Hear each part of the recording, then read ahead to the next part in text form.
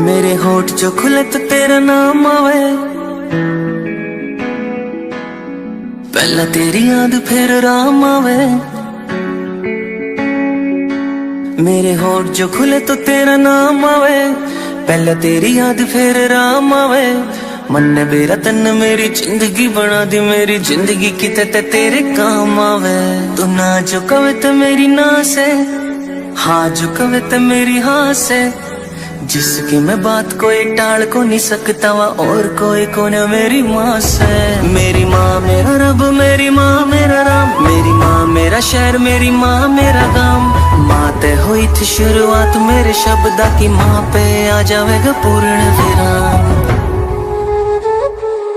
मेरी माँ मेरा रब, मेरी माँ मेरा राम, मेरी माँ मेरा शहर, मेरी माँ मेरा गाम।